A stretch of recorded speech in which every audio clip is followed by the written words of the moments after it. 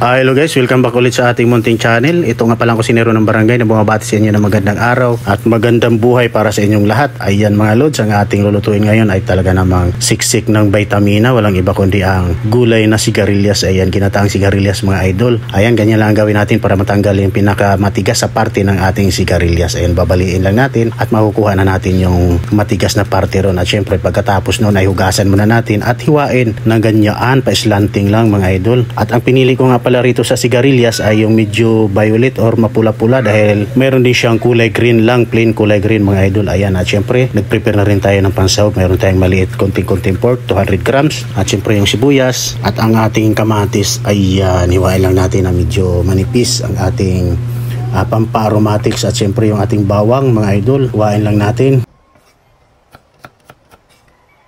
Ayan, mga 4 na pirasong bawang siguro. Ayan.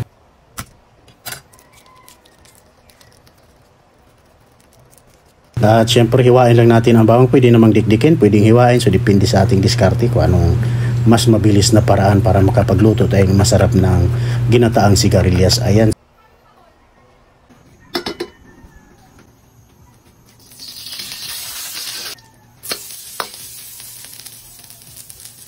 So ayan, ginisa na natin ang ating bawang. Ayan, kunting-kunti lang nilagay natin rito na cooking oil mga idol. At syempre gisa na rin natin ang bawang, sibuyas at ang ating kamatis. Ayan, gisa na natin.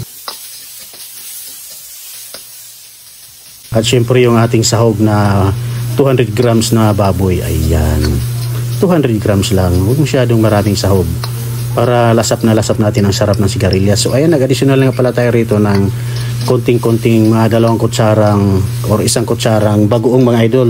Siyempre yung bagoong na nilagay ko rito ay luto na. Ayan, naglagay tayo ng konting paminta, konting bitsin, siyempre pampalasa. Dahil wala tayong nilagay rito na chicken cubes, dahil wala tayong stock, so bitsin ang nilagay natin mga idol.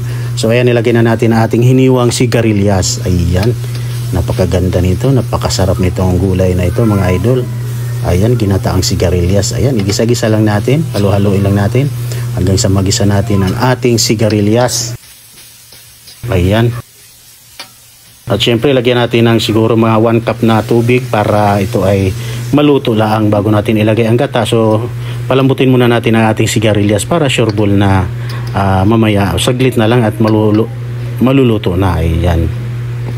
So ayan, paluto ng ating sigarilyas. Ang gawin natin rito ay siyempre pag-iisipan na natin ilagay ngayon ang ating kakang gata. Purong gata mga idol ang ating nilagay rito para lalong sumarap. Ayan, kung makikita nyo talaga namang malapot-lapot ang ating pure gata mga idol. Ayan.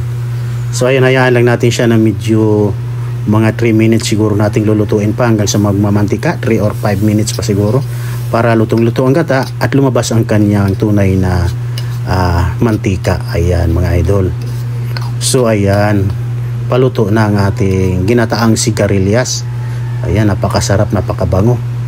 Ayan, at luto na po ang ating ginataang sigarilyas na talaga namang napakasarap ng recipe na ito mga idol. Ayan, at try nyo na. Ayan, at maraming salamat muli sa pagdalo nyo sa ating munting channel ang kusinero ng barangay. Ayan mga idol.